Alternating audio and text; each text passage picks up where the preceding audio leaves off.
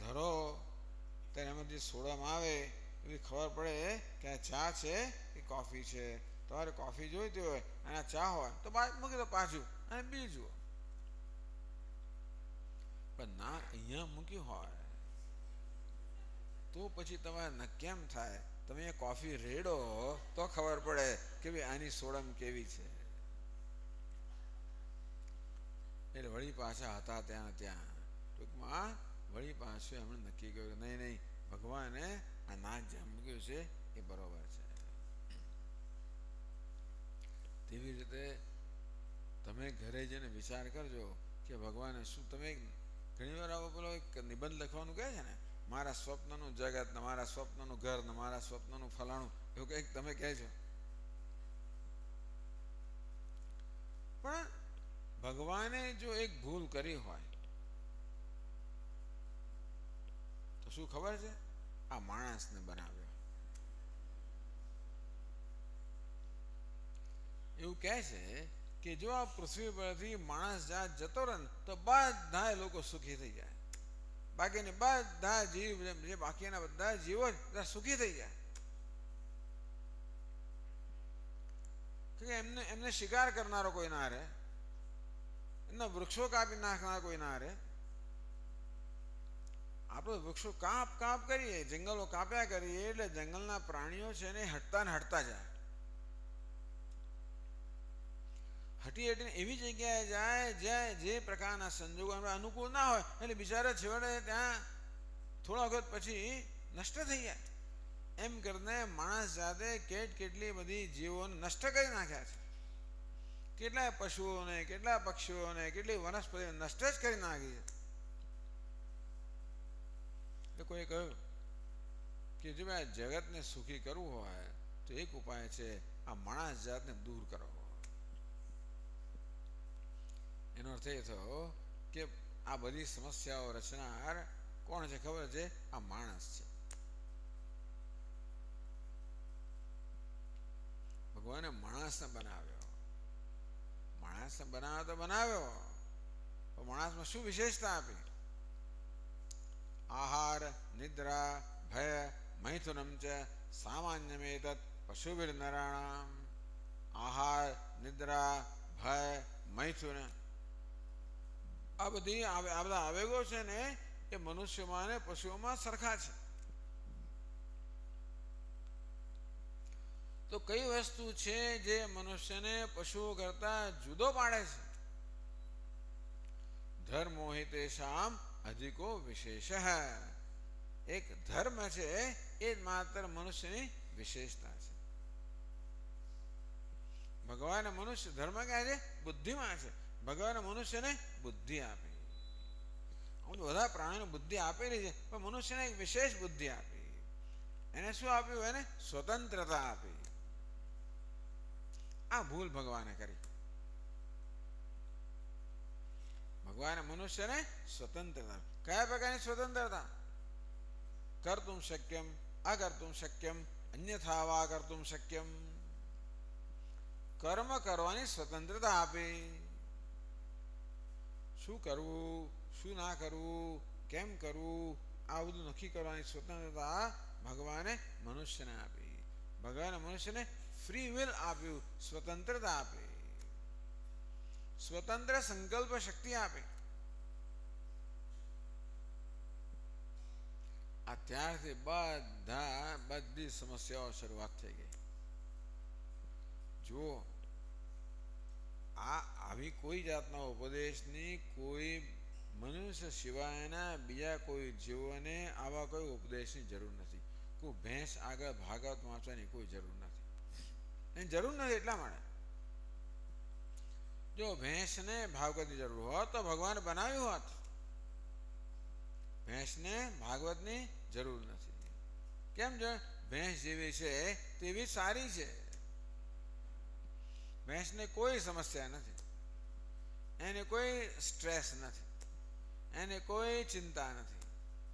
કાલે શું થશે એની કોઈ ચિંતા ભેંસને નથી. એને કોઈ માન આપો કે અપમાન કરો, કોઈ એને ચિંતા નથી. સરખું જ છે એને માટે. હમણાં અમે અમારા કાકણપુર ગયા ત્યાં એક આદિવાસી બાળકોનું છાત્રાલય છે, ત્યાં એક ગૌશાળા પણ છે. તો કોઈ ભક્તોને એવી ઈચ્છા હતી કે આપણે ગોદાન કરવું છે. ત્યાં ગયા તો 2 ગાયોને ત્યાં લઈ આવવામાં આવી, જેમ દાન કરવાનું હતું. દાન કરતા પહેલા ગાયોની પૂજા કરવાની હતી. પૂજા એટલે બીજું ગાય તિલક કરો, હાર પહેરાવો, એ પૂજા. બધું તિલક કરો.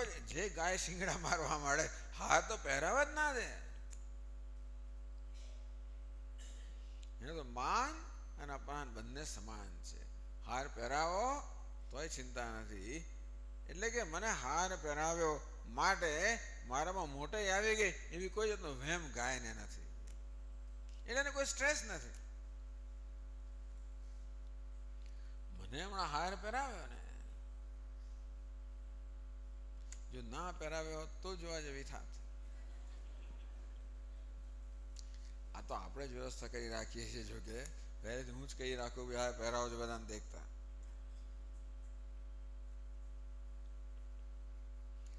ગાયને બધાને દેખતા હાર પહેરાવો કે ના પહેરાવો, ભેંસને પહેરાવો કે તિલક કરો કે ના કરો, કોઈ ફેર નથી પડતો. માન અપમાનયો તુલ્ય. ભગવાન કે માન અને અપમાનમાં જે તુલ્ય છે. સ્તુતિ નિંદા તુલ્ય. ગાયના વખાણ કરો તો જોયા કરશે, નિંદા કરો તો જોયા કરશે, એને કાંઈ ફેર નહીં પડે. એનો ભાવ શું છે ખબર છે? એનો અર્થ એ છે કે મનુષ્ય સિવાય બીજા કોઈ જીવોને કોઈ સમસ્યા નથી, અને માટે એમની માટે ગીતા નથી અને ભાગવત નથી. તો મનુષ્યને કેમ સમસ્યા છે? ભગવાને મનુષ્યને સ્વતંત્રતા આપી છે. શું સ્વતંત્રતા? નિર્ણય કરવાની સ્વતંત્રતા, સંકલ્પ કરવાની સ્વતંત્રતા, કર્મ કરવાની સ્વતંત્રતા ભગવાન આપી. ભગવાને ખૂબ ભૂલી ગયો છે આપીને, પણ આપ્યા પછી કરે શું? શેના માટે આપી? આજે સ્વતંત્રતા આપી એ આ મનુષ્યના બધા સ્ટ્રેસનું, બધાય ચિંતાનું, બધાય શોકનું, બધાય વિષાદનું કારણ છે. બધી સમસ્યાનું કારણ છે. સાથે સાથે એ સ્વતંત્રતા બધી સમસ્યાનો ઉકેલ પણ છે. એ મોટી વસ્તુ છે. ભગવાને મનુષ્યને જે સ્વતંત્રતા આપી, ફ્રી વિલ આપ્યું, એ એની બધી સમસ્યાનું કારણ પણ છે, સાથે સાથે બધી સમસ્યાનો ઉકેલ પણ છે.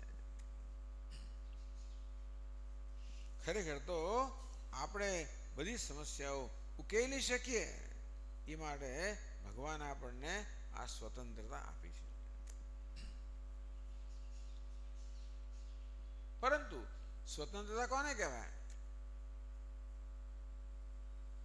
સ્વતંત્ર મારે ફાવે એ કરું એનું સ્વતંત્રતા ને, એનું સ્વતંત્રતા. મારે ફાવે એમ ચલાવું એમ સ્વતંત્રતા. રસ્તામાં મને જેમ ફાવે મારું વાહન ચલાવો એનું સ્વતંત્રતા. જે સ્પીડ હોય એ ચલાવો એનું સ્વતંત્રતા. આપણે એવો અર્થ કરીએ છીએ. સ્વતંત્રતા એટલે મને જેમ ફાવે એમ કરું, એને સ્વતંત્રતા કહેવાય. આપણે સ્વચ્છંદતાને સ્વતંત્રતા માનીએ છીએ.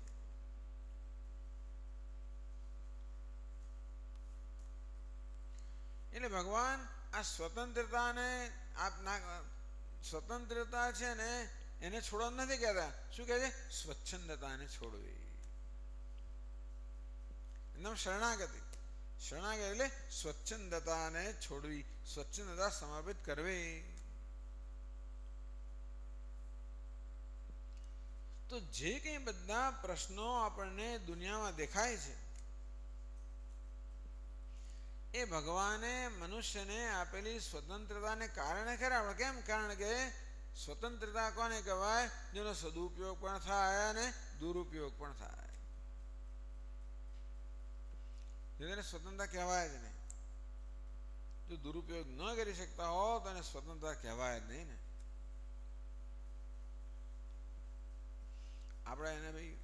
પતિ ઘણી વાર પેલી પત્નીને કે લે 1000 રૂપિયા વાપરજે, મને પૂછ્યા વગર નહીં વાપરવાનો પણ મને પૂછ્યા વગર નહીં કરવા. હા તો ભાઈ આપ્યાનો શું અર્થ રહ્યો? સ્વતંત્રતા કોને કહેવાય? મને જેમ યોગ્ય લાગે કે મને જેમ ફાવે તેમ વાપરો, એનું નામ સ્વતંત્ર. હવે એનામાં જો વિવેક હોય તો એ 1000 રૂપિયાનો ઉત્તમ ઉપયોગ કરે, વિવેક ના હોય તો એનો દુરુપયોગ પણ કરે.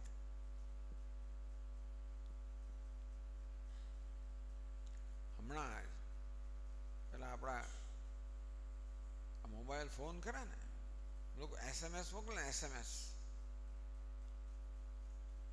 એટલે શું ખબર છે? Short message service. કદાચ ખબર ના હોય તો ઘણી વાર એ લોકો એમાં પેલી જોક્સ પણ આપે કે ટૂચકાઓ પણ આપે. એક વખતે એક જોક મેં વાંચી. એક બાપને 3 દીકરા હતા. દરેક દીકરાને 100 રૂપિયા આપ્યા અને કહ્યું કે 100 રૂપિયામાં તમે એવી વસ્તુ ખરીદી લાવો જેથી આખો રૂમ ભરાઈ જાય. 3 સંતાનો, 3 દીકરા હતા. દરેકને 100 રૂપિયા આપ્યા અને કહ્યું એવી વસ્તુ લાવો જેથી આ રૂમ ભરાઈ જાય. એક દીકરો ઘાસ લઈ આવ્યો 100 રૂપિયા, જેથી ઘણું બધું આવે ને તો રૂમ ભરાયો નહીં. બીજો રૂ લઈ આવ્યો 100 રૂપિયાનો, તો પણ ભરાયો નહીં. ત્રીજો છોકરો 1 જ રૂપિયાની એક મીણબત્તી લઈ આવ્યો અને મીણબત્તી પ્રગટાવી આખો રૂમ ભરાઈ ગયો પ્રકાશથી. જોયું? આ તો કથા, આ વાત છે ને આપણી પાર્લામેન્ટ છે ને, પાર્લામેન્ટ લોકસભામાં કોંગ્રેસના એક શું કહેવાય સાંસદ MP કહી રહ્યા હતા. તો લોકસભાની અંદર કોંગ્રેસના એક સાંસદે આ પ્રકારે પ્રવચન આપવાનું શરૂ કર્યું કે જોયું આ 3 દીકરામાં આ દીકરો કેવો બુદ્ધિશાળી છે કે એને તો માત્ર 1 જ રૂપિયાની અંદર બધે પ્રકાશ ફેલાવી દીધો. તેવી રીતે આપણા જે પ્રધાનમંત્રી છે કોણ? મનમોહનસિંહ. આના જેવા છે. એમણે કેવી પોતાની બધા વિવેકના ઉપયોગથી આખા દેશમાં કેવી ચારે બાજુએ એમણે સમૃદ્ધિ ફેલાવી દીધી, સમૃદ્ધિ પ્રકાશ ફેલાવી દીધો.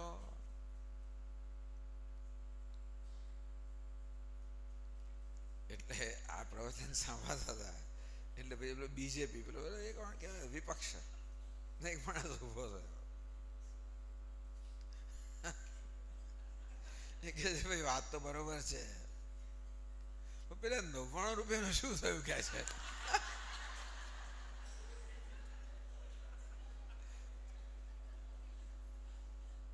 અંગ્રેજીમાં કહે તો કે અમને કેન્ડલનો કોઈ ભય નથી, અમને સ્કેન્ડલનો ભય છે. કે કોંગ્રેસ સરકારમાં સ્કેન્ડલ એટલે એક પછી એક બધા શું કહેવાય ગુજરાતીમાં કૌભાંડ. અમને કેન્ડલનો ભય નથી, સ્કેન્ડલનો ભય છે. કેવી રીતે પોતાની બુદ્ધિનો ઉપયોગ કેમ કરવો? સદુપયોગ કરીએ તો રૂમમાં પ્રકાશ ફેલાવે દે.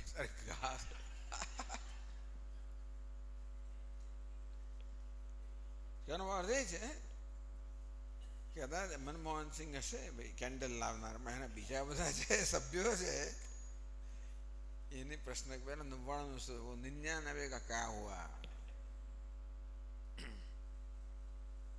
આ મનુષ્ય પોતાની આ સ્વતંત્રતાનો દુરુપયોગ જ્યારે કરે ત્યારે અનેક પ્રકારની સમસ્યાઓ બીજા માટે ઊભી કરે અને પોતા માટે પણ ઊભી કરે. અર્થાત આપણે જ્યારે ઈશ્વરને દોષ આપતા હોય, ઘણા લોકો દોષ આપે ઈશ્વર, તમે તો નહીં આપતા હોય, તમે તો ભગત માણસ છો એટલે નહીં આપતા. પછી છાપામાં વાંચો ત્યારે ખબર પડે કે તમારા ભગવાને શું કર્યું.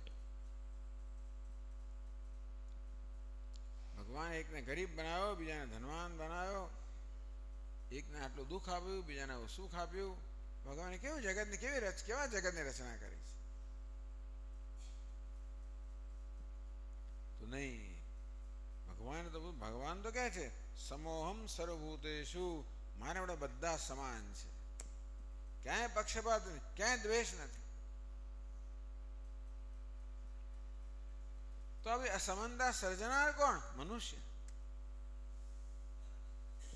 જે કે અસમાનતા દેખાય જગતમાં કે હું જુદો ને તમે જુદા, એ સર્જનાર કોણ? તો કે મનુષ્ય.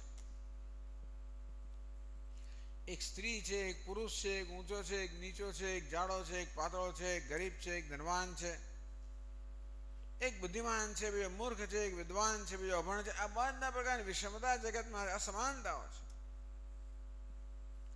તો સર્જનાર કોણ છે? સર્જનાર તો મનુષ્ય છે, ભગવાન નહીં. ભગવાન ખરો નહીં પણ ખરો. એવું કેવી રીતે? તો જો કોઈ કુંભાર આ બધા કુલડી અને ઘડાનું બનાવતો હોય, એ કોને ધ્યાનમાં રાખીને બનાવે? કુંભાર શું પોતાની ઈચ્છા પ્રમાણે ઘડાઓ બનાવતો હશે, કે બીજા બધા માટીના પાત્ર બનાવતો હશે, કે પછી એના ગ્રાહકોને ધ્યાનમાં રાખીને બનાવતો હશે?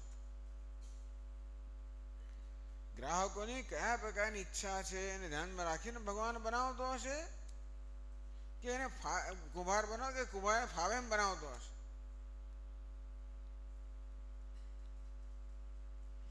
આપણે ઘડાઓ જોઈએ છીએ, કૂજાઓ જોઈએ, કોડિયા આવું દેખાય છે, પરંતુ કોઈ ત્રિકોણ આકારનો ચતુષ્કોણ આવું બનાવે છે કોઈ દાડો પેલો કુંભાર? ના બનાવે. કેમ ના બનાવે? કારણ કે એનો ઉપયોગ શું કરવાનો? એટલે કે કુંભાર જે બનાવતો હોય છે એ બનાવનાર તો ખરો, પણ એ શું બનાવે છે એ નક્કી કરનાર કોણ છે? એના ગ્રાહકો છે. એના ગ્રાહકોની ઈચ્છા પ્રમાણે કુંભાર બનાવે. તેમ ભગવાન જગત બનાવે એ આપણી ઈચ્છા પ્રમાણે બનાવે ને. એટલે આ જગતના સર્જનમાં ઈશ્વર તો ખરો, સાથે સાથે આ જીવ પણ ખરો. એટલા માટે આ બધી સમસ્યાઓ આપણે, એટલે આ સમાનતાઓ દેખાય છે. આ કહેવાનું પ્રયોજન શું છે? પ્રયોજન એ છે કે ઈશ્વર કેવો છે? એ તો એનામાં કોઈ નિષ્ઠુરતા નથી, ક્રૂરતા નથી, બધા માટે સમાન છે. એ કેવો છે? ન્યાયી છે, ન્યાય કરનારો છે. એ બધા માટે ફેર, એટલે બધા માટે શુભેચ્છા રાખનારો છે. સુહૃદમ સર્વભૂતાનામ, ભગવાન કે હું બધાનો સુહૃદ છું, બધાનો શુભેચ્છા કે છું. બધા મારા માટે સમાન છે. હું બધાનું ભલું ઈચ્છું છું. ભગવાન કોઈનું બુરું નહીં છે, બધાનું ભલું ઈચ્છે છે. આ પ્રકારની શ્રદ્ધા એ ભગવાનમાં આપણે ભગવાનના શરણાગત ક્યારે થઈ શકીએ? ભગવાનને શરણાગત ક્યારે થઈ શકીએ? જ્યારે આપણને આ પ્રકારની શ્રદ્ધા હોય કે ભગવાન વિશ્વસનીય છે. આપણે કહ્યું ને આગળ કે મનુષ્ય કોની શોધમાં છે? ઇનફેલિબલ, વિશ્વસનીય. આમ બાળક પહેલા પોતાની મા પર વિશ્વાસ મૂકે અને પછી એનો વિશ્વાસનો ઘાત થઈ જાય. એના બાપ પર વિશ્વાસ મૂકે, એનો ઘાત થઈ જાય. શિક્ષક વિશ્વાસ મૂકે, ઘાત થઈ જાય. એમ કરતા કરતા આપણે એવી સ્થિતિમાં કોઈ વિશ્વસનીય રહ્યું જ નથી હોતું. કોઈનામાં એવી શક્તિ નથી કે મારી બધી ઈચ્છાઓ પૂરી કરી શકે. કોઈનામાં એવી ઉદારતા નથી કે મને જે જોઈએ આપે. તેથી આપણે જેને શરણ લઈ શકીએ, જેને શરણાગત થઈ શકીએ, એવું કોણ છે? એક ઈશ્વર છે. ઈશ્વર કેવો છે? વિશ્વસનીય છે, વિશ્વાસ રાખવા યોગ્ય છે. કારણ કે એનામાં કોઈ પ્રકારની વિષમતા નથી, અસમાનતા નથી. એ બધા માટે સમાન છે, બધા પ્રત્યે સમાન કૃપા કરનારો છે, બધા પ્રત્યે સમાન દયા રાખનારો છે, બધા પ્રત્યે સમાન શુભેચ્છા રાખનારો છે.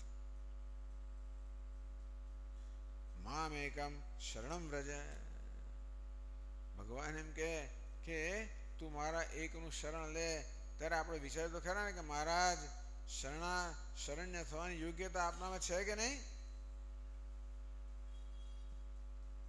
હું તમને કહું મારું શરણ લો તો કે તમે લેવાના છો? ધારો કે પેલો કોઈ નવી કંપની કાઢે ને કે અમારા આટલા સ્ટોક લો ને ફલાણું લો ને ઢીકણું લો, તો આપણે કંઈ લઈ લેવાના છીએ? તપાસ કરી છે ને ચારે બાજુએ કે એનો ભૂતકાળ કેવો છે, કેટલી કંપની ખોલીને કેટલી બંધ કરીને કેટલા લોકોને ચાઉં કરી ગયો ને શું કરી ગયો, એવું બધું ધારો એવું છે તો આપણે કંઈ કોઈનો વિશ્વાસ મૂકવાનો નથી. તો ભગવાન કે મારો વિશ્વાસ મૂક, ભગવાન કે એટલે આપણે મૂકી દઈએ? આપણે વિચાર કરીએ કે ભગવાન વિશ્વસનીય છે કે નહીં. ભગવાન કેવો છે? વિશ્વસનીય છે, અને માટે શરણ્ય છે, આપણી શરણાગતિને યોગ્ય છે. મામ એકમ શરણમ વ્રજ, તમારા એકનું શરણ લે. આ સાથે આપણે અત્યારનું આપણું પ્રવચન સમાપ્ત કરીએ છીએ, અને કાલે 7 વાગે વળી પાછો એનો પ્રારંભ કરીશું. ઓમ પૂર્ણમદ પૂર્ણમિદમ પૂર્ણાત પૂર્ણમુદચ્યતે પૂર્ણસ્ય પૂર્ણમાદાય પૂર્ણમેવાવશિષ્યતે. ઓમ શાંતિ શાંતિ શાંતિ. હરિ ઓમ. શ્રી ગુરુભ્યો નમઃ. હરિ ઓમ.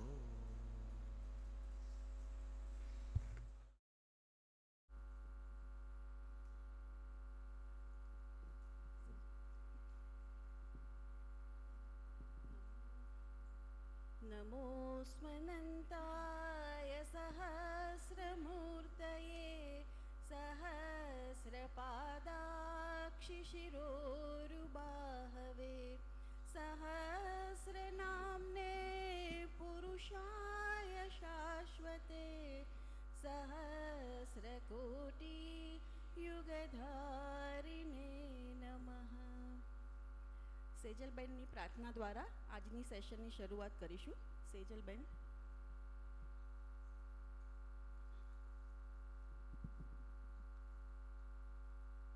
સરસ્વતી નમસ્તુભ્યં વરદે કામરૂપિણી વિદ્યારંભં करिष्यामि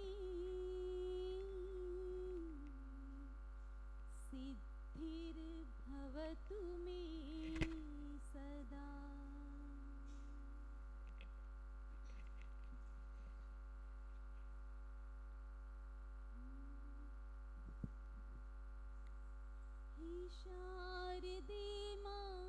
हे शारदे मां अज्ञानता से हमें तार दे माँ. हे शारदे माँ अज्ञानता से हमें तार दे माँ. तू स्वर की देवी है, संगीत तुझसे हर शब्द तेरा है, हर गीत तुझसे. तू स्वर की देवी है, संगीत तुझसे हर शब्द तेरा है, हर गीत तुझसे. मन से हमारे मिटा दे अंधेरे, हमको जालों का संसार दे माँ. हे शारदे माँ अज्ञानता से हमें तार दे माँ. मुनियों ने समझी, गुणियों ने जानी, वेदों की भाषा पुराणों की बानी. मुनियों ने समझी, गुणियों ने जानी, वेदों की भाषा पुराणों की बानी. हम भी तो समझे, हम भी तो जाने, विद्या का हमको अधिकार दे माँ। हम भी तो समझे, हम भी तो जाने, विद्या का हमको अधिकार दे माँ। हे शारदे माँ, हे शारदे माँ, अज्ञानता से हमें तार दे माँ। तू श्वेत वर्णी कमल पे विराजे, हाथों में वीणा मुकुट सर पे छाजे। तू श्वेत वर्णी कमल पे विराजे, हाथों में वीणा मुकुट सर पे छाजे। हम हैं अकेले, हम हैं अधूरे, तेरी शरण हम हमें प्यार दे माँ। हे शारदे माँ, हे शारदे माँ, अज्ञानता से हमें तार दे माँ। हे शारदे माँ, हे शारदे माँ, अज्ञानता से हमें तार दे माँ। अज्ञानता से हमें तार दे माँ। अज्ञानता से हमें तार दे माँ।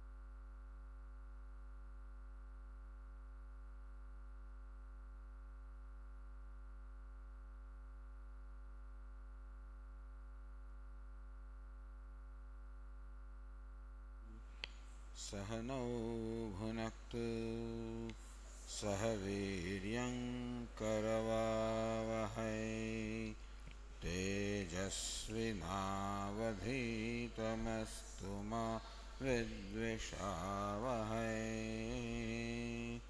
ॐ शान्ति शान्ति शान्तिः।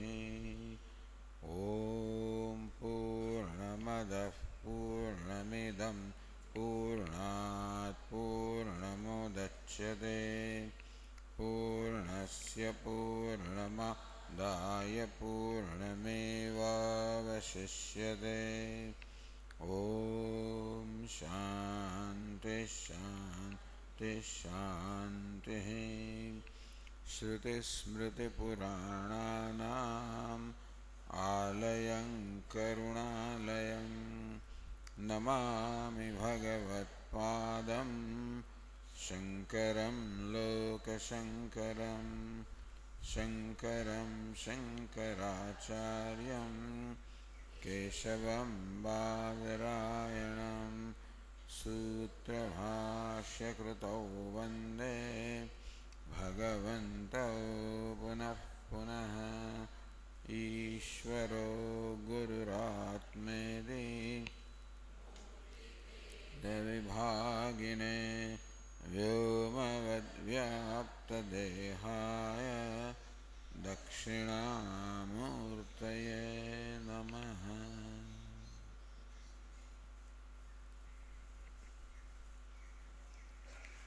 मामेकं शरणं व्रज। भगवान कहे अर्जुन ने कहे, अर्जुन तू एकमात्र मारू शरण ले। मारू એટલે કોનું? ઈશ્વરનું શરણ લે। તો ઈશ્વર વિશે કેટલીક ચર્ચા કરી ગઈકાલે કે એક તો ઈશ્વર વિશ્વસનીય છે, વિશ્વાસ રાખવા યોગ્ય છે, કહ્યું કે પ્રત્યેક મનુષ્ય પોતાના જીવનમાં એક વિશ્વસનીયની ખોજમાં છે. આપણે જોઈએ છીએ કે હંમેશા આપણે કોઈનો કોઈ વિશ્વાસ મૂકતા આવ્યા છીએ. જીવનના ભિન્ન ભિન્ન તબક્કે આપણે કોઈને ને કોઈનો વિશ્વાસ મૂક્યો હોય. માતા પર, પિતા પર, શિક્ષક પર, સાહેબ પર, કોઈને ને કોઈનો પર વિશ્વાસ મૂકતા આવ્યા છે. વિશ્વાસની આપણે ખાસ જરૂર છે. આપણને રક્ષણની જરૂર છે. આપણે જરૂરિયાતવાળા છીએ. કારણ કે આપણે જન્મ્યા છીએ ઘણી બધી મર્યાદાઓ લઈને જન્મ્યા છીએ અને આપણી ઈચ્છાઓ એવી છે કે આપણી મર્યાદાઓ કદાચ વધી જાય એવી છે. આમ ભલે ને મારામાં ગમે તેટલી બુદ્ધિ હોય પણ મારે પહેલો નંબર તો લાવવો હોય છે. મારામાં યોગ્યતા હોય કે ન હોય, મારે એન્જિનિયર થવું છે, ડૉક્ટર થવું છે. દરેકને ધનવાન થવું હોય, પ્રતિષ્ઠિત થવું હોય, આ પ્રકારની ઈચ્છાઓ લઈને જન્મ્યા છીએ.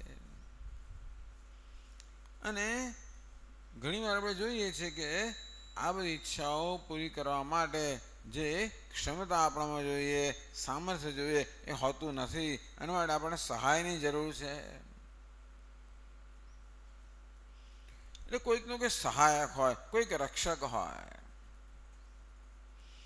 આમ જીવનમાં આ બધા રક્ષકો, સહાયકો, વિશ્વસનીય વ્યક્તિઓ બદલાતી જાય છે. આપણે જીવન જેમ જેમ જુદા જુદા તબક્કા પસાર કરીએ તેમ તેમ આ વ્યક્તિઓ બદલાતી જાય. અને બદલાતી કેમ જાય છે? કારણ કે જેના પર આપણે વિશ્વાસ મૂક્યો છે એની મર્યાદાઓ ધીમે ધીમે આપણને છતી થાય છે અને આપણે જણાય છે કે નહીં ભાઈ, મારી બધી જરૂરિયાત પૂરી કરવાની આ વ્યક્તિમાં કે હસ્તીમાં ક્ષમતા નથી. કોઈક એવું હોવું જોઈએ જે વિશ્વસનીય હોય, જે મારી બધી ઈચ્છાઓ પૂરી કરવાની ક્ષમતા, સામર્થ્ય ધરાવતો હોય. અને આવો એક જ છે, તે છે ઈશ્વર. એટલે ભગવાન કહે કે હે અર્જુન, તું આ વસ્તુ પહેલા સમજ કે કોની સહાય તારે લેવી જોઈએ, કોણ તારો સહાયક હોવો જોઈએ, કોણ તારો રક્ષક હોવો જોઈએ, કોણ તારો શરણ્ય હોવો જોઈએ, કોને તું શરણાગત થવો જોઈએ, કોના બધાને વિશ્વાસ હોવો જોઈએ? એક ઈશ્વર પર. ઈશ્વર વિશ્વસનીય છે કારણ કે એ સર્વજ્ઞ છે, સર્વશક્તિમાન છે. હવે આપણને શાસ્ત્રો કહે છે ભગવાન કેવો છે? સર્વજ્ઞ છે, સર્વ કંઈ જાણનારો છે. એવું હોવો જ જોઈએ. જેણે આ સમગ્ર જગતનું સર્જન કર્યું હોય એને આ સમગ્ર જગતનું જ્ઞાન તો હોવું જ જોઈએ. ખરું? કશી નાની મોટી વસ્તુનું સર્જન ક્યારે આપણે કરી શકીએ? જ્યારે આપણને એ વસ્તુ વિશેનું જ્ઞાન હોય. એક કપ ચા બનાવી હોય તોય પણ એ ચા કેમ બનાવવી, એ ચામાં શું શું જાય એનું જ્ઞાન તો હોવું જ જોઈએ ને. નાનો હતો ત્યારે એકવાર પિતાજી મને ચા બનાવતો હતો, મેં મસાલામાં હિંગ અંદર નાખી દીધી. એટલે ખબર ના હોય આપણને કે એમાં શું જાય. ચા એમનો મોંમાં ગઈ પછી જે એમનો એ પ્રત્યાઘાત જોવા જેવો હતો. એટલે કશું બનાવતા પહેલા, સર્જન કરતા પહેલા જ્ઞાન હોવું જોઈએ. બધું જ્ઞાન હોય, ચોપડીમાં લખેલું હોય કે વાનગી કેમ બનાવવી. આપણી બહેનો બધી પેલા કુકિંગ ક્લાસમાં જતી હોય અને બધું શીખી લાવે ત્યાંથી, અને મોહનથાળ કેમ બનાવવાનું, પેલું કેમ બનાવવાનું, બધી વાનગીઓ લખેલી હોય. પછી બન્યા પછી શું બને એ તો ભગવાન જ જાણે. એટલે ઘણી વાર આપણે પ્રશ્ન પૂછે, તું કઈ બાજુ શું બનાવ્યું છે? એટલે પછી આપણો મૂડ કેવો એના પર આધાર રાખે છે. આપણે એની મશ્કરી કરવા માંગીએ છીએ કે આપણે એને વિચારીને આશ્વાસન આપવા માંગીએ છીએ, એ પછી કહીએ કે શું હશે. પણ કયું સર્જન કરતા પહેલા જ્ઞાન હોવું જોઈએ. આવડત હોવી જોઈએ, શક્તિ હોવી જોઈએ. ભગવાન કોણ છે? જેણે આ જગતનું સર્જન કરેલું છે, જગતની રચના કરેલી છે. હવે આપણે બહુ ચર્ચામાં અત્યારે પડતા નથી. તમે તો બધા શ્રદ્ધાવાળા છો એટલે કે આ વિષયને બહુ દલીલો કરવાની જરૂર નથી કે ભગવાન છે કે નથી. એટલે આ શ્રોતાગણ સમક્ષ એ ચર્ચાની જરૂર નથી કે ભગવાન છે કે નહીં. ભગવાન છે આપણે સ્વીકારીએ છીએ. હું નથી માનતો એવું અહીંયા કોઈ હોય કે જે ભગવાનના સ્વીકાર વિશે પ્રશ્ન ધરાવો. પ્રશ્ન લખી આપજો, ત્યારે પછી ચર્ચા કરશું, કદાચ કોઈ હોય તો. પણ જગત ભગવાન જગતનો સર્જક છે. જગત સર્જન છે કે અકસ્માત તો ઊભું થયું નથી. અને સર્જન છે શા પરથી કહીએ? કારણ કે જગત અનેક બધા અવયવોનું બનેલું છે. જેમ કે ઘડિયાળ એક સર્જન છે, અનેક બધા અવયવોનું બનેલું છે. બધા અવયવોને જોડનાર કોઈ એક બુદ્ધિમાન વ્યક્તિ છે, જેમણે બધા અવયવોને એવી રીતે જોડેલા છે જેથી આ બધા જ અવયવો મળીને એક હસ્તી બને અને બધા પરસ્પર મળીને કામ કરતા હોય, પરસ્પર સહકારથી કામ કરતા હોય. એક કાંટો આમ જાય ને બીજો કાંટો પેલી બાજુ જતો, એવું અંદર મારામારી થતી હોય એવું આપણે જોતા નથી ને ઘડિયાળ ચાલે નહીં.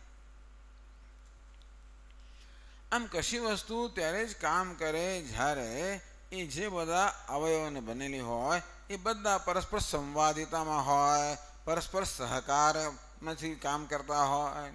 આ જગત પણ એવું જે છે ને એક સંવાદિત રચના છે. એમાં આમ બધું વ્યવસ્થિત થઈ રહ્યું છે. જગતમાં ક્યાંય અવ્યવસ્થા નથી. જો અવ્યવસ્થા હોય કોઈ જગ્યાએ તો માત્ર મનુષ્યના સર્જનમાં છે, બીજે ક્યાંય અવ્યવસ્થા નથી. અને મનુષ્યના સર્જનમાં એટલા પણ અવ્યવસ્થા હોવાની સંભાવના છે કે મનુષ્યની બુદ્ધિ મર્યાદિત છે. અને તેથી આપણે જે બનાવીએ એમાં અવ્યવસ્થા હોવાની સંભાવના છે. કારણ કે આપણે સર્વજ્ઞ નથી, સર્વથી જાણનાર નથી. પણ જગતમાં ક્યાંય અવ્યવસ્થા નથી, બધે વ્યવસ્થા છે. બધું જો વ્યવસ્થા ન હોત ને તો આપણે જીવન જીવી શકત જ નહીં. ખરેખર જગતમાં વ્યવસ્થા ન હોત તો આપણું જીવન બહુ અઘરું બની ગયું હોત. અત્યારે હું બોલું છું, બધાને હમણાં ખબર છે, ખાતરી છે કે સ્વામીજીનો આ માઇક્રોફોન, સ્વામીજીનો અવાજ છે, ઝીલે છે, પછી એમ્પ્લીફાયરમાં જાય છે, લાઉડ સ્પીકરોમાં આવે છે. આ બધું વ્યવસ્થા પ્રમાણે થાય છે. એક દાડો માઇક્રોફોન કહે કે હું આજે અવાજ ઝીલીશ ને કાલે ના ઝીલે, ને એક દાડો સ્પીકર કે આજે હું અવાજ આપીશ ને કાલે ના આપું, એવું જ નથી થતું. તો કે સ્વામી આ તો જળ છે બધા. હવે આ તો બિચારા કહેવું એ પ્રમાણે જ કરે. નહીં, મનુષ્ય સિવાયના બધા ચેતન તત્વો પણ એ ખાલી માણસ એનો અપવાદ છે, બાકી બધા વ્યવસ્થિત કરતા હોય છે. આપણે કૂતરાને બરોબર કેળવેલો હોય કે આમ દડો નાખીએ દોડીને લઈ આવે, નાખીએ દોડીને લઈ આવે, એ ન લાવવું બને જ નહીં. સૂર્ય વ્યવસ્થા પ્રમાણે એનો ઉદય થાય છે, અસ્ત થાય છે. સૂર્ય, ચંદ્ર, ગ્રહો, નક્ષત્રો, તારાઓ, પૃથ્વી, આ બધા જ જગતના જે બધા તત્વો છે બધા વ્યવસ્થિત કાર્ય કરી રહ્યા છે. જગતમાં એક વ્યવસ્થા છે, એક કાયદો છે, એક નિયતિ છે, એક સંવાદિતા છે. અમારા સ્વામીની ભાષામાં there is an order. Order એટલે કાયદો, નિયતિ, સંવાદિતા. અને સમગ્ર જગત એ સંવાદિતાની, એ કાયદાની, એ વ્યવસ્થાની આસપાસ જ કામ કરી રહ્યો છે. બધા એક વ્યવસ્થાનો ભાગ છે, કોઈ પણ વ્યવસ્થાની બહાર નથી. એ કારણ એ પણ ખરું કે કોઈને વ્યવસ્થાનો ભંગ કરવાની સ્વતંત્રતા પણ નથી. એ પણ સાચી વાત છે. કાંઈ જગત એક જે સર્જક છે ને એ નિયંતા પણ છે. જગત એક નિયંતા હોવો જોઈએ, કારણ કે બધી વસ્તુઓ નિયમ પ્રમાણે કામ કરે છે. ખરેખર તો નિયમ પ્રમાણે કામ કરવું કોઈને ગમે નહીં. દરેકને પોતાની રીતે જ કામ કરવું ગમે. આમ કરવાનું, આમ નહીં કરવાનું, આવી જાતના આદેશો સામાન્ય રીતે સ્વીકારવાનું આપણે પસંદ ના કરીએ. તું મને કહેનારો કોણ? એવું બોલીએ નહીં તો પણ અંદરથી એવો પ્રશ્ન જન્મે. કોઈ આપણને આદેશ આપતો હોય ને દાદાગીરી કરતો હોય ને એવું બધું કરતું હોય તો આપણે કંઈ સ્વીકારી ના લઈએ. બહારથી કદાચ આપણે લાચારીને કારણે કરવું પડતું હોય પણ અંદરથી તો વિરોધ કરીએ જ ને. આમ બધાને સ્વતંત્રતા ગમે છે, કોઈને પરતંત્રતા ના ગમે. તેમ જગતના બધા તત્વોને સ્વતંત્રતા ગમે, પરતંત્રતા ના ગમે, પરંતુ બધા કોઈમાં સ્વતંત્રતા નથી. એ જ બતાવે છે કે દરેકનું કોઈક નિયંત્રણ કરી રહ્યો છે. એતસ્યવા અક્ષરસ્ય પ્રશાસન ગાર્ગી સૂર્યાચંદ્રમસૌ વિધૃતૌ તિષ્ઠતઃ. યાજ્ઞવલ્ક્ય ઋષિ ગાર્ગી, હે ગાર્ગી, આ પરમાત્માની આજ્ઞાથી સૂર્ય અને ચંદ્ર પોતપોતાના સ્થાને ધારણ કરાયેલા છે અને એમને જે પ્રકારે નિયત કર્યા છે એ પ્રકારે પોતાનું કાર્ય કરે છે. જો સૂર્ય કેવો છે, આ બલ્બ જેવો છે, એને ક્યાં ગોઠવ્યો છે? ઉપર ગોઠવ્યો છે, જેથી આખા જગતને પ્રકાશિત કરે. એ નીચે ગોઠવ્યો તું ના થાત ને. આ કેવા છે? દીવાઓ છે. સૂર્ય એક દીવો છે, ચંદ્ર દીવો છે, બરાબર યોગ્ય સ્થાને ગોઠવવામાં આવ્યા છે જેથી એ જગતને પ્રકાશિત કરી શકે. પછી કહેવામાં આવે કે સૂર્ય ત્યારે અત્યારે ઉગવાનું અને આથમી જવાનું, હો, પછી એથી વધારે નહીં રહેવાનું. તું ચંદ્રને પછી તું સ્થાન આપી દે છે. ચંદ્રને કહેવામાં આવે તારે અત્યારે ઉગવાનું, પછી આથમી જવાનું, પછી તારાઓને સ્થાન આપજે. આપણે તો ખુરશી પકડીએ તો છૂટા જ ના થઈએ એને, છોડીએ જ નહીં. પણ કુદરતમાં હું ના ચાલે. દરેક જણે પોતાનું સ્થાન પ્રાપ્ત થાય અને પછી એ છોડી દે. એ બતાવે છે કે વ્યવસ્થા છે, નિયંત્રણ છે, મને જગતનો એક નિયંતા છે. આ સમજ બહુ જરૂરી છે જીવનમાં. ભગવાન કે ઈશ્વર છે, જેણે આ જગતનું સર્જન કર્યું છે, જે જગતનું પાલન કરી રહ્યો છે, જગતનું નિયંત્રણ કરી રહ્યો છે, જેને કારણે જગતમાં વ્યવસ્થા છે, નિયતિ છે, કાયદો છે. અને બધી જ વસ્તુ એ વ્યવસ્થા પ્રમાણે, નિયતિ પ્રમાણે, કાયદા પ્રમાણે, સંવાદિતા પ્રમાણે વર્તી રહી છે. કોઈને પણ એ કાયદાનો ભંગ કરવાની સ્વતંત્રતા નથી. બાકી જો પાણીને સ્વતંત્રતા આપવામાં આવે તો એક દિવસ પાણી એમ કે હું આજે 100 ડિગ્રીએ હું આજે ઉકળીશ અને આવતીકાલે 150 ડિગ્રી ઉકળીશ અને પછી પરમ દિવસે 50 ડિગ્રી ઉકળી જઈશ, એવું ના થાય. નહીં તો આપણે કશી વસ્તુની વ્યવસ્થા રહે જ નહીં. નક્કી કર્યું છે આપણે કે ભાઈ 4 વિસલ વાગ એટલે ખીચડી પાકી ગઈ, ચડી ગઈ. એક દડો ખીચડી કે આજે હું 2 વિસલમાં ચડી જઈશ તો પછી શું થાય? તો આપણે બધી ગણતરી ખોટી પડે ને. આ બધી ગણતરી પ્રમાણે જીવન જીવીએ છીએ ને. તમે વિચાર કરો, એક વ્યક્તિ કેટલું કામ કરતી હોય છે. આ સ્ત્રીઓ કેટલું કામ એક સાથે કરે. આ બાજુ કુકર ચડાવેલું હોય ને આ બાજુ કંઈક પેલું માઇક્રોવેવ ચાલ્યું હોય ને આ બાજુ કંઈક વોશિંગ મશીન ચાલતું હોય ને આ બાજુ પાછું કંઈક ટીવી ચાલતું હોય ને આ બાજુ કંઈક ફોન ચાલતો. કેટલી વસ્તુ સાથે મલ્ટીટાસ્કિંગ. અનેક બધા કામ સાથે ક્યારે થાય? પેલી માઇક્રોવેવ બરોબર એને 3 મિનિટની ગોઠવી છે ત્યારે પછી 3 મિનિટ પછી કરે. એ પહેલાં 1 મિનિટમાં કરી જાય તો બળી જાય 3 મિનિટમાં. એવું ના ચાલે. આપણે ખબર છે કુકર તો કે 20 મિનિટ લાગવાની છે, એને 3 વિસલ વાગતા. એ પ્રકારે ગોઠવણ કરેલી હોય ને. ગણતરી કરીને આપણે કરતા હોઈએ છીએ. જો આ બધી વસ્તુઓ વ્યવસ્થિત ન ચાલે તો આપણી ગણતરી થઈ ના શકે, આપણું જીવન વ્યવસ્થિત હોય જ ના શકે. બધું વ્યવસ્થિત છે કારણ કે જગતમાં વ્યવસ્થા છે. કારણ કે કોઈ વ્યવસ્થાપક છે. એક નિયમ એવો છે કે વ્યવસ્થાપક ના હોય તો વ્યવસ્થા હોય જ નહીં. ઘરમાં બધું વેરણ છેરણ પડેલું દેખાય, સમજવું કે આ ઘરની ગૃહિણી છે ને એ ક્યાંક બહાર ગામ ગઈ છે થોડા દિવસ માટે, કે વ્યવસ્થા રાખનાર કોઈ છે નહીં, ખબર પડી જ જાય. સરકારની ઓફિસમાં જઈએ, એક જણ ટાંટિયા લાંબા કરીને બેઠો છે, યો ચા પીએ, ખબર પડે કે સાહેબ છે નહીં અંદર. એટલે કોઈ નિયામક ના હોય તો નિયમ પણ ના જ હોય કે કોઈને નિયમ ગમે નહીં. પણ જઈએ ત્યારે બધા નિયમિત આમ કામ કરતા હોય એનો અર્થ એ છે કે કોઈક છે ખરો સાહેબ બેઠેલો છે. અને સાહેબ પણ એવો હોવો જોઈએ કે ધાક હોવી જોઈએ, નહીં તો ધાક ના તો કોઈ કશું ના કરે. આમ ભગવાન ધાક ધમકીથી કામ નથી કરતો, પણ જાણે કે એટલે એવો એક નિયામક છે જેને કારણે બધા જ તત્વો એકદમ વ્યવસ્થિત રીતે સંવાદે ચાલે છે. બહુ અગત્યની વસ્તુ છે. આપણે વિચાર નહીં કર્યો પણ આપણા જીવનમાં વણાયેલું છે એટલે આપણે ગણતરી પ્રમાણે બધું કરી શકીએ છીએ, તો આપણું જીવન વ્યવસ્થિત ચાલે છે. ને જીવન વ્યવસ્થિત ના ચાલે ને આ વૈજ્ઞાનિકો કશું ના કરી શકે. બધું વિજ્ઞાન જે છે બધું આવી રીતે વ્યવસ્થા પર જ રચાયેલું છે. પ્રિડિક્ટેબિલિટી વ્યવસ્થા હોય, કાયદો પર અંદાજ બાંધી શકે કે શું કરવાથી શું થશે, નહીં તો અંદાજ બંધાય જાય.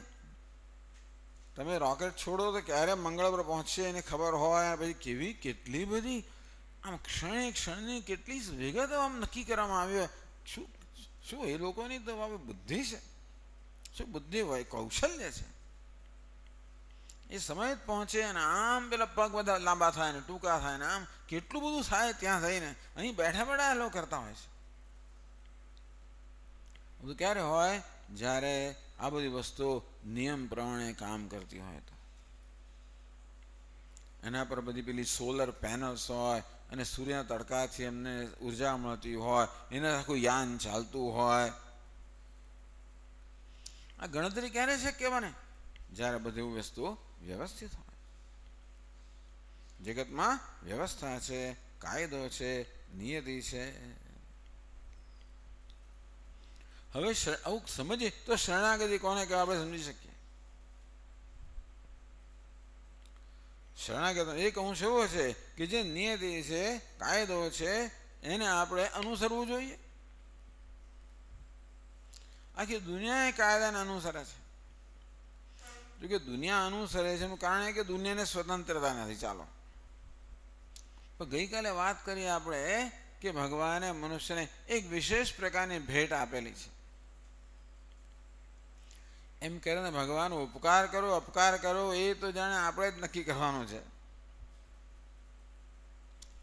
આ દુનિયામાં બધી વસ્તુ બે ધારી તલવાર જેવી છે. દરેક વસ્તુ થી લાભ પણ હોય, એ વસ્તુ ગેરલાભનું કારણ પણ બની શકે. અરે ઝેર જેવી વસ્તુ પણ, એ ઝેરનો પણ યોગ્ય ઉપયોગ કરવામાં આવે તો આપણા રોગને મટાડે. તમે ઘણી દવાઓની શીશી પર લખેલું પોઈઝન લખેલું હોય છે. પોઈઝન એટલે ઝેર. આપણે ઝેર અંદર નાખીએ છીએ શેના માટે? રોગ દૂર. એક ઝેર દૂર કરવા બીજું ઝેરનો ઉપયોગ કરીએ છીએ. તો પછી એક ટેબ્લેટ લેવાના બદલે 15 ટેબ્લેટ લઈ લઈએ તો લોકો એવું કરતા હોય છે. આમ દરેક વસ્તુ ઉપયોગિતા છે. દરેક વસ્તુ ઉપયોગી છે, લાભદાયક છે, સાથે સાથે એ ગેરલાભદાયક પણ બની શકે જો એનો અવિવેકથી ઉપયોગ કરવામાં આવે તો. જો વિવેકથી ઉપયોગ કરવામાં આવે તો દરેક વસ્તુ લાભદાયક છે. જો વિવેક નાખવામાં ન આવે તો એની જ વસ્તુ આપણને ગેરલાભ કરનારી નીવડે. એ જ વસ્તુ આવું ભગવાને બનાવેલું છે. હવે આ બધી જવાબદારી કોની છે? મનુષ્યની છે.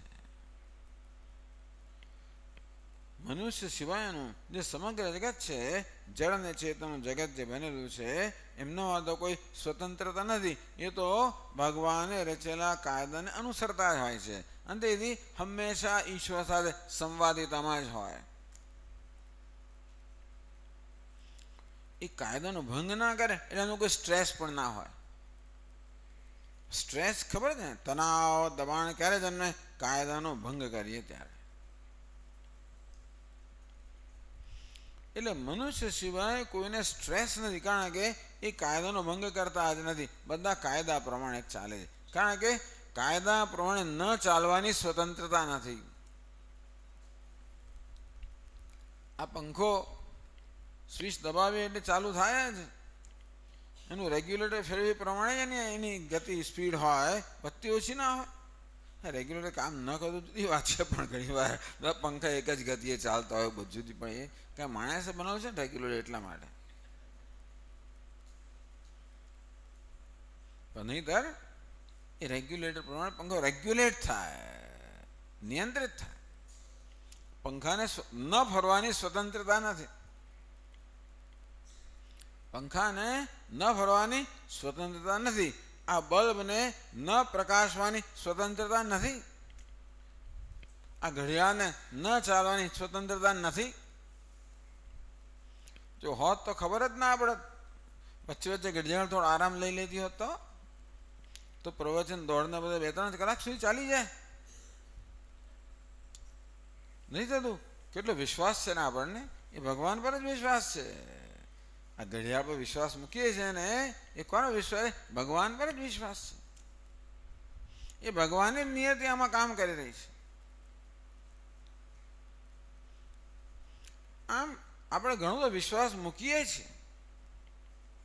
જે ક્ષેત્રનું આપણે જ્ઞાન છે એ ક્ષેત્રોમાં તો બધે વિશ્વાસ મૂકીએ છીએ. બસ એ પ્રકારનો વિશ્વાસ મૂકવાનો કયા ક્ષેત્રમાં? જ્યાં આપણને પૂરતું જ્ઞાન નથી એવા ક્ષેત્રમાં વિશ્વાસ મૂકવો, એનું નામ શરણાગતિ. આમ તો શરણાગત છીએ જ આપણે. ક્યાં જવાના છીએ? શરણાગત ના તો જઈશું ક્યાં? જો ભાઈ, એ ગુરુત્વાકર્ષણનો નિયમ છે કે વસ્તુ ઉપરથી છોડીએ તો નીચે પડે. આપણે જાણીએ છીએ ને, આપણે એ નિયમને અનુસરીએ છીએ કે નહીં? પહેલા માળાથી નીચે ઉતરવા માટે તમે હવે છજામાંથી ભૂસકો મારો છો કે સીડીનો ઉપયોગ કરો છો? ભૂસકો મારવાનો ઈરાદો જુદો હોય, પણ સામાન્ય રીતે લોકો ભૂસકા મારે, પણ એ કારણ જુદું હોય. સામાન્ય રીતે આપણે પહેલા કે બીજા માળાથી નીચે ઉતરવા માટે સીડીનો ઉપયોગ કરીએ છીએ. એ શું બતાવે છે? ગુરુત્વાકર્ષણની શરણાગતિ. ગુરુત્વાકર્ષણ નિયમને આપણે અપનાવ્યો, સ્વીકાર્યો, એને આપણે શરણાગત થયા, એને અનુસરીએ છીએ. દિવાસળીથી આપણે દીવો પ્રગટાવીએ. દિવાસળી આટલી લાંબી હોય ત્યારે દીવો પ્રગટાવીએ. એ ટૂંકી હોય તો કદાચ આપણે દિવાસળીથી દૂર રહીએ કે નહીં ભાઈ, હું નહીં પ્રગટાવું. એ લોકો એવી લાંબી જ દિવાસળી રાખે જેથી ખાલી દીવો બળે, આપણો હાથ આપણી આંગળી ના બળે. ઘણી દિવાસળીની પેલી બહુ નાની હોય છે અને ઘણો જલ્દી બળી જતી હોય છે. જો તમે જલ્દી ના કરો તો દીવો તો પડપડ પડપડ ચાલે બળે, એવું એ દીવો તો પ્રગટે નહીં, પણ તમારી આંગળી પ્રગટવા માંડે. પણ આપણે જાણીએ કે અગ્નિથી દઝાડે છે. આપણે શરણાગત છીએ અગ્નિ દેવતાને. અગ્નિ દેવતા તને દૂરથી પ્રણામ. જ્યારે ખબર નહોતી ને ત્યારે આ પકડવા છે ભાઈ, હું થયું એકવાર ભાઈ, કોઈ બાળક પણ જાય નહીં. શરૂઆતમાં પકડે ખરો, પછી એક દાજ્યો ને પછી કે જાણે છે એ પણ કે ભાઈ એમને શરણાગતિ. આમ જે આપણે નિયમ જાણીએ છીએ, જે આપણે પ્રત્યક્ષ છે, એને શરણાગતિ ના કહેવાય, એને જ્ઞાન કહેવાય. જ્ઞાન છે એટલે શરણાગતિ છે. તો જીવનમાં આ પ્રકારની હવે શરણાગતિની કેમ જરૂર પડે છે? જ્યાં ઘણી વાર આપણું જ્ઞાન જરા ટૂંકું પડે.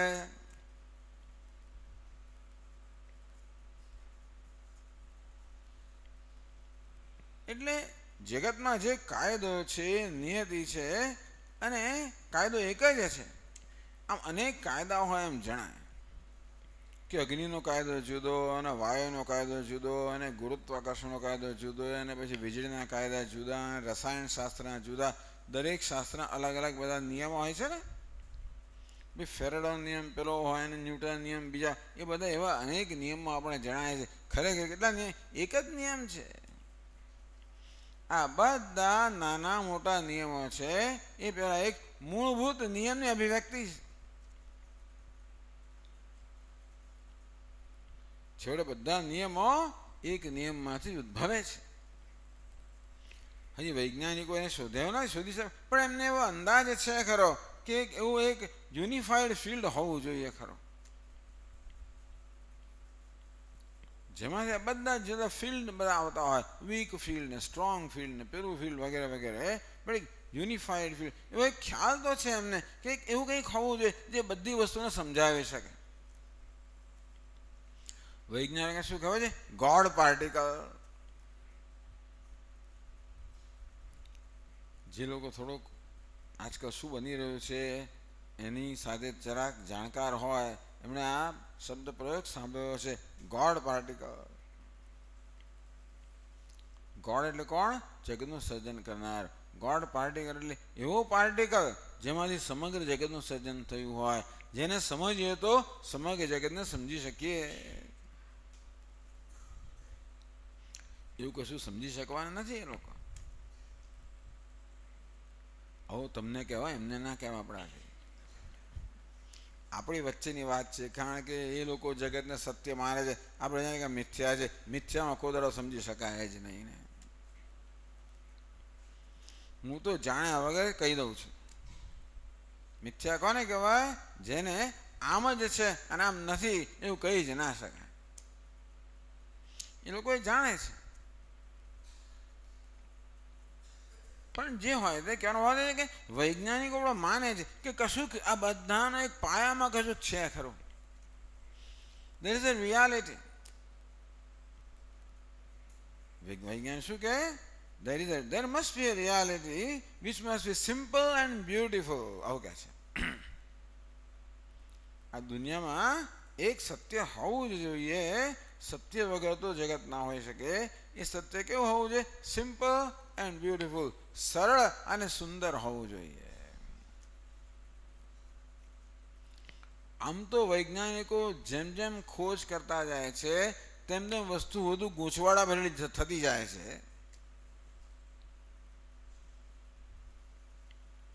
અને છતાં એ લોકો કહે છે કે સત્ય તો સિમ્પલ એન્ડ બ્યુટીફુલ, સુંદર અને સરળ હોવું જોઈએ.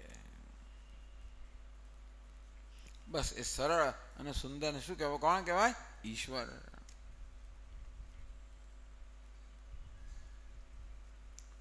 હવે એવું છે ને કે આપણે એ પણ ચર્ચા નથી કરવા માંગતા કે વૈજ્ઞાનિક શું કરશે ને શું નહીં કરે. આપણે તો બહુ આપણે શ્રદ્ધાળુ લોકો છીએ ને. આપણું આ બધી સમજ ક્યાંથી આવે છે? શાસ્ત્રમાંથી આવે છે, વિજ્ઞાનમાંથી નથી આવતી. આ વિજ્ઞાનનો ઉપયોગ કરીને આપણે સમજીએ કે શાસ્ત્ર ક્યાં છે એ બધું બરોબર લાગે છે ખરું, કારણ કે વિજ્ઞાન જે કહે છે ને એ શાસ્ત્રને સમર્થન આપે છે. શાસ્ત્રમાં જે કહેવામાં આવ્યું છે એ બધાને સમર્થન મળે છે. વિજ્ઞાનની શોધખોળો દ્વારા શાસ્ત્રમાં જે કહેવામાં આવ્યું છે એને સમર્થન મળે છે. પરંતુ આપણું આ બધું જ્ઞાન તો શાસ્ત્રમાંથી આવે છે. અને સાથે સાથે હવે જેવી રીતે અત્યારે ચર્ચા કરી રહ્યા છે કે શાસ્ત્ર કહે છે એ કે અક્કલ વગરની વસ્તુ, અક્કલવાળી વસ્તુ છે. ટૂંકમાં તર્ક સંગત છે, યુક્ત છે. એ યુક્તિની વિરુદ્ધ નથી, યુક્ત છે. ખરું કે નહીં?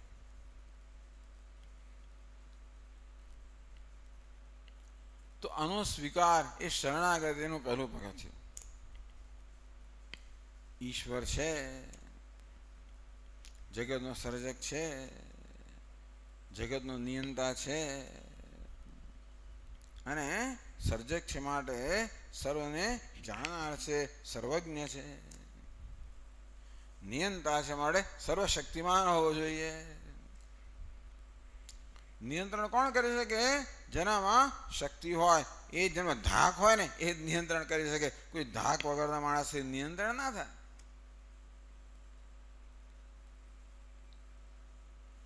ઈશ્વર કેવો હોવો જોઈએ? શક્તિમાન હોવો જોઈએ. ઘણા ચેમ્પિયન લોકો પ્રશ્ન પૂછે કે ઈશ્વર જગતનું નિયંત્રણ કરનાર છે, એનું નિયંત્રણ કરનાર કોણ છે? જગત ઈશ્વરનું સર્જન કરનાર છે, એનું સર્જન કરનાર કોણ છે? તો કે ભાઈ સર્જન કરનારનું સર્જન કરનાર કોઈ નથી. આ કેવો સર્જક છે? જેનું સર્જન થયું નથી એવો આ સર્જક છે. આ કેવો નિયંતા છે? જેનું કોઈ નિયંત્રણ નથી કરતું એવા નિયંતા છે.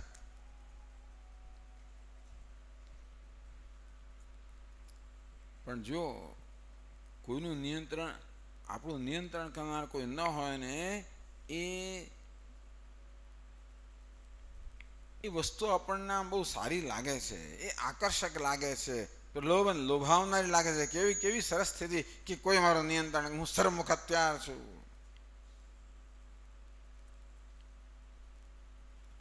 પણ એવું નિયંતા થવા માટે તમારા બહુ વિવેક હોવો જોઈએ. તમે કેવા હોવા જોઈએ? તમે ન્યાય્ય હોવા જોઈએ, નિષ્પક્ષ હોવા જોઈએ, તટસ્થ હોવા જોઈએ. વળી તમે કરુણામય હોવા જોઈએ.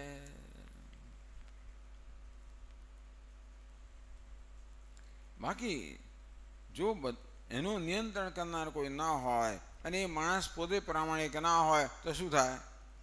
બધી બહુ ગડબડ થઈ જાય. એનું નિયંત્રણ જે એ વ્યવસ્થિત ના હોય. ભલા બધા સરમુખત્યારો બધા ઉથલી પડે કે ના ઉથલી પડ્યા? અંગ્રેજીમાં કહે છે પાવર કરપ્ટ્સ, એબ્સોલ્યુટ પાવર કરપ્ટ્સ એબ્સોલ્યુટલી. આ સત્તા વસ્તુ એવી છે ને કે કરપ્ટ્સ એટલે આપણા મનને દૂષિત કરનારી છે. અને જો સંપૂર્ણ સત્તા સંપૂર્ણ દૂષિત કરનારી છે. તો ભગવાન પણ જગતનો નિયંતા ખરો, પણ એ સરમુખ હત્યાર નથી, જેમ ફાવે એમ કરનાર નથી. એ નિયંતા બનવા માટે ખૂબ બધી યોગ્યતા પ્રાપ્ત કરવી પડે. કોઈ પણ વ્યવસ્થાની અંદર જેમ જેમ તમારું સ્થાન ઊંચું જતું જાય તેમ તેમ તમારામાં યોગ્યતામાં વૃદ્ધિ થવી જોઈએ. તમારામાં માનસિક પરિપક્વતા હોવી જોઈએ. જેમ જેમ તમે આ સીડી પર ઉપર સત્તાની સીડી પર ઉપર ચડતા જાઓ તેમ તેમ તમે વધારે નિષ્પક્ષ બનતા હોવા જોઈએ, નિસ્વાર્થ બનતા હોવા જોઈએ. ખરેખર નિયંતા કેવો હોવો જોઈએ? જે નિસ્વાર્થ હોય, એ જ સાચા અર્થમાં નિયંતા હોઈ શકે. જો નિયંતા સ્વાર્થી હોય તો જેમ ગુજરાતીમાં કેમ વાળ ચીભડા ગળે. પેલો રાજા છે ને એ જ પછી પ્રજાનું શોષણ કરે જો પોતે સ્વાર્થી હોય તો. ભગવાન એવો નિયંતા નથી, કઈ એવો નિયંતા બહુ ઝાઝુ ટકે નહીં, ઉથલાવી જ પાડે બધાને. હજી ભગવાનને કોઈ ઉથલાવી પાડ્યો નથી. અનાદિકાળથી ભગવાનનું નિયંત્રણ ચાલે છે, ભગવાનને કોઈ ઉથલાવી પાડ્યો નથી. કેમ કે ભગવાન કેવો છે? નિસ્વાર્થ. કેટલો નિસ્વાર્થ? નિસ્વાર્થ અને હદ આવી જાય, પૂર્ણ રીતે નિસ્વાર્થ, પૂર્ણ રીતે તટસ્થ, પૂર્ણ રીતે ન્યાયી, નિસ્વાર્થ, તટસ્થ, નિષ્પક્ષ.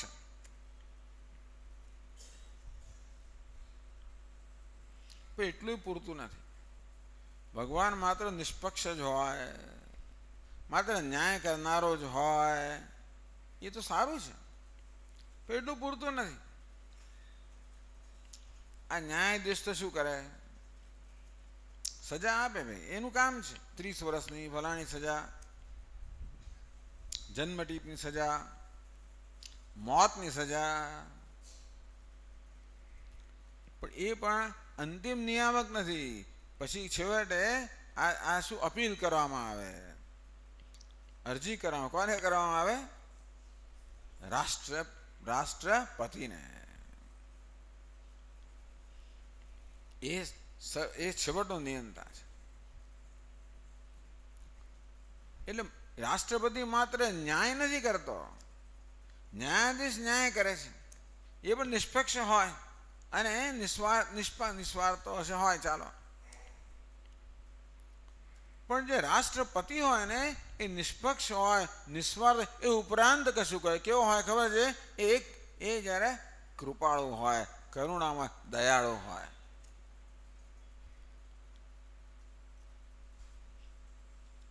હવે આપણા રાષ્ટ્રપતિ એવા છે એવું આપણે એમને એવો લાભ આપીએ એમને શંકાનો હોવો જોઈએ. ભગવાન કેવો રાષ્ટ્રપતિ છે એ નિષ્પક્ષ તો ખરો, ન્યાયી તો ખરો, તટસ્થ તો ખરો, સાથે કેવો છે એ કૃપાળુ છે, કરુણામય છે, દયાળુ છે. એનો શું થયો? ન્યાય એવી રીતે કરે કે જેને માટે તમે ન્યાય કર્યો હોય એનું ભલું થાય. કૃપાળુ ક્યારે કહેવાય? જ્યારે ન્યાય સજાએ કરો તોય પણ એવો ન્યાયાધીશ હોય જે કદાચ સજા પણ કરે, કારણ કે એને કરવાનું ફળ એને આપવું પડે, પણ એવી રીતે સજા કરે જેથી જેને સજા પ્રાપ્ત થઈ જાય એનું ભલું થાય. ભગવાન એવો નિયંતા છે, એવો ન્યાયાધીશ છે, એવો નિયંતા છે. કેવો છે? નિષ્પક્ષ છે, તટસ્થ છે, નિસ્વાર્થ છે, સાથે કેવો છે? દયાળુ છે. કે તો જ આ તંત્ર ચાલે. માત્ર ન્યાયથી ના ચાલે, માત્ર તટસ્થતાથી ના ચાલે. એમાં કે દયા કે કૃપા પણ હોવી જોઈએ. શ્રદ્ધાનો વિષય છે. આ પુરવાર કરવું અઘરું છે, પણ આ શ્રદ્ધાનો વિષય છે. પુરવાર તો આપણે આ બધું જે કહેવામાં આવે છે ને એ બધું અનુભવ કરીએ ત્યારે તેની ખાતરી થાય. ત્યાં સુધી તો આ માત્ર શ્રદ્ધાનો જ વિષય છે. પણ શ્રદ્ધા હશે ને તો ક્યારેક અનુભવ થશે. ઈશ્વર વિશે